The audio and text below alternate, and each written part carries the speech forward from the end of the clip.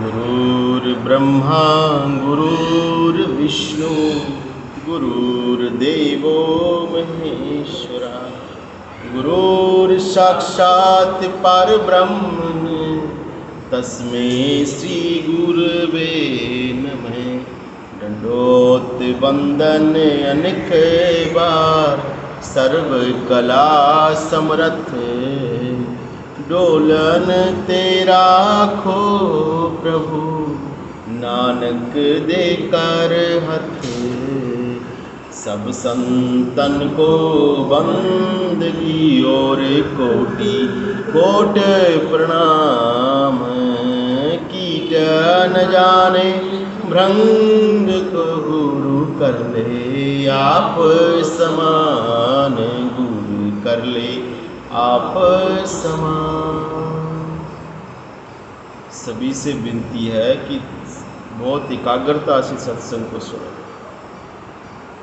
स्वामी जी की दया से आरती की जो अगली लाइन की तरफ हम बढ़ते हैं। नूर की नाल फिरे दिन राती जा कोली को काल न खाती। आरती एक अरदास, एक विनती आत्मा जो अपनी परमात्मा की रहनुमाई प्राप्त करने के लिए करती है, उससे कहते हैं। ये मार्ग जो है ये रूहानियत है केवल, इसका बाहर से केवल गौण मात्र संबंध है, केवल सहायता के लिए।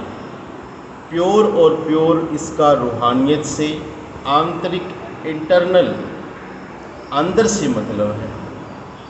हमें जो भी भक्ति करनी है, जो भी संतों ने हमको बताया है, वो अंदर के मार्ग के लिए बताया है, बाहर के लिए नहीं। नूर की नाल फिरे दिन राती मतलब ये जो हमारा शरीर है ये एक ताने के समान है। इस ताने में बहुत तरह की बुनत बुनी गई है, बहुत तरह का इसमें निर्माण हुआ है। इस निर्माण को पूरी तरह से समझने के लिए दिन और रात का चक्कर चलाया है। ऊपर से नीचे की तरफ समझने में ये उस परमात्मा की शक्ति से निर्मित हुई दो कमलों से, केवल दो ही चीज़ों से, दिन और रात, केवल दो ही चीज़ों से, ईड़ा और पिंगला, पूरा शरीर का निर्माण हुआ। दो से ही पूरे की पूरे शरीर का निर्माण हो चुका है। ये जो शरीर हमने शुरू में धारण किया, किसी न किसी वासना, संस्कार और पूर्व जन्म की वृत्ति के कारण हमने कुछ न कुछ पकड़ के प्रारब्ध कर्मों से इसका निर्माण हुआ। या तो वो होगा दिन में या होगा रात में, इसके अलावा किसी का जन्म कहीं हो ही नहीं सकता। इस तरह से उस परमात्मा का नूर इसमें आया। एक तो ये बात। दूसरी बात भक्ति की तरफ से, जैसे जैसे इस ताने की बुनत इंसान को, सत्संगी को जब वो चलता है उसे समझ आती है, तब उसे ये भी समझ आता है कि ये जो इतना बड़ा स्ट्रक्चर शरीर जो है इसका आधारभूत क्या है, कैसे इसका निर्माण हुआ है। बात तो बहुत पुरानी है, क्योंकि बचपन की ही याद नहीं तो गर्भ की याद कहाँ से होगी। लेकिन अगर साधक सच्चा है और सच्ची साधना करता है, परमात्मा की शरण में सच्चे तौर से लगा हुआ है, तो कोई भी भेद उसे परमात्मा गुप्त नहीं रखता। जिस हिसाब से इस ताने को बुना गया है उसमें उस परमात्मा का पुंज लगा है। उस पुंज की प्राप्ति होना ही आदमी को अपने सुरत के ज्ञान होने की प्राप्ति है। नूर की नाल फिरे दिन राती जा कोली को काल न खाती। वचन जो तू करके आया था गर्भ में, उसी वक्त की ये बात है। तुमने कॉल किया था कि अगर मुझे हे परमात्मा बाहर निकाले तो मैं तेरा ही भजन करूँगा। उस कॉल, उस वादा, उस जो प्रॉमिस है उसको हम भूल चुके हैं। उसे निभाने की बात है। अगर जिसने इस कॉल को निभाया, अपने अंदर स्थित होकर धीरे धीरे नाम जप से, सेवा से अपनी रसाई को आगे बढ़ाते हुए, अपनी रहनी को आगे बढ़ाते हुए और उस पुंज की प्राप्ति की और उस सुरत को प्राप्त किया जिसे हम गर्भवास में ही भूल गए, बाहर निकलते ही भूल गए, उसे प्राप्त किया तो वो कॉल भी याद आएगा जो हमने परमेश्वर से किया।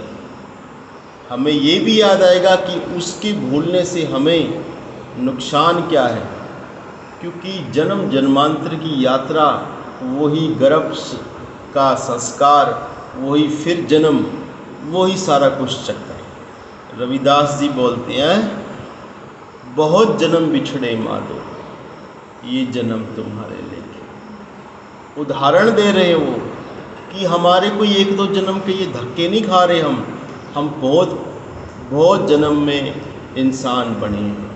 कभी माँ बने, कभी बाप बने, कभी बहन, कभी भाई, किसी की पत्नी बने, किसी के पति बने, पता नहीं क्या क्या हुआ।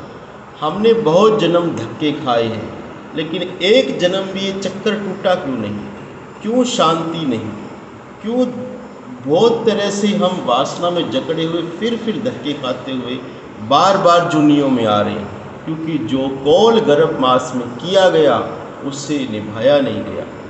तो इस जन्म में हमने करना ये है कि उस परमात्मा की जो असली पुंज जो हमारे अंदर रखा गया है उसे ढूंढना है। उसको ढूंढने के लिए ही सारी साधना, भक्ति, विधियाँ या सेवा, जो भी कुछ है, ये सब कुछ हमारे अंतर जगत के उस पुंज के लिए ही है। जैसे जैसे हम उसको एक्सप्लोर करते जाएंगे, वैसे वैसे हमारा ज्ञान उत्तरोत्तर बढ़ता जाता है। और जिस वक्त हमको वादा, जो कि मन से रहित है, वादा याद आ गया, उसी वक्त से हमें समझ भी आ गया कि वादा भोगने वाला और सुरत, इनमें क्या फ़र्क है, कैसे हम भूले हुए थे। जिस ढंग से कॉल किया उस ढंग से ही उसे निभा दिया तो समझो उस परमात्मा की पुंज की प्राप्ति हो गई। और जैसे जैसे होती है तो संत बोलते हैं, ऐसे जीव को जिसको जाग आ गई उसको काल व्याप्त नहीं होता।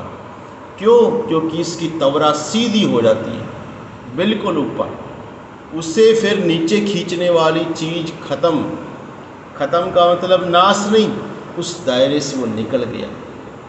जैसे अगर हमें यहाँ का कुछ भी, यहाँ की पाबंदी हो, यहाँ की बंधन हो, यहाँ की दिक्कतें हो, लेकिन हम किसी तरह से किसी दूसरे विदेश, किसी देश की पक्की पीआर जो है वो हम प्राप्त कर लें और वहाँ अगर चले जाएं तो यहाँ का कानून, यहाँ की दिक्कतें, यहाँ की परेशानियाँ, जो भी यहाँ का कुछ भी हमको तंग कर ही नहीं सकता, क्योंकि हम इसके दायरे से बाहर चले गए। सो सीधी संतों ने बात ये कही है कि उस सत्य के मार्ग पर, उस परमात्मा के घर जाने के लिए ये जो संदेश और ये जो इशारे किए गए हैं, आरती में जो आज हमने लाइन है, इसका सीधा सा मतलब ये है कि जहाँ आप हो अपने आप को देखो और वहीं से चल पड़ो।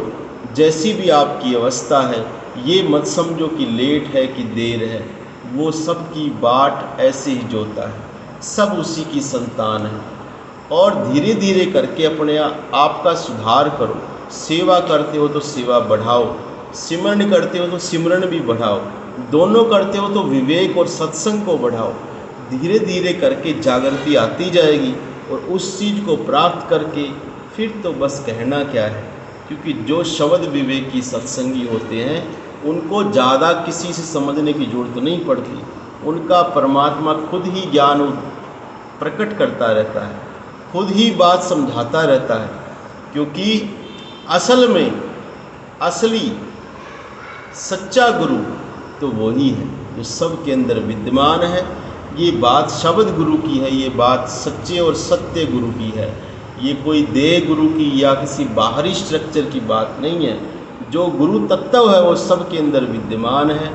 बाहर केवल सहारे के लिए गौण जो है एक हमने रखा है। संतों ने सब ने इसी तरह से इस विधि को अपनाया है। ऐसे ही चलते रहना चाहिए। अगली जो लाइन है उसका विचार अगले दिन करेंगे। बहुत बहुत धन्यवाद। साथ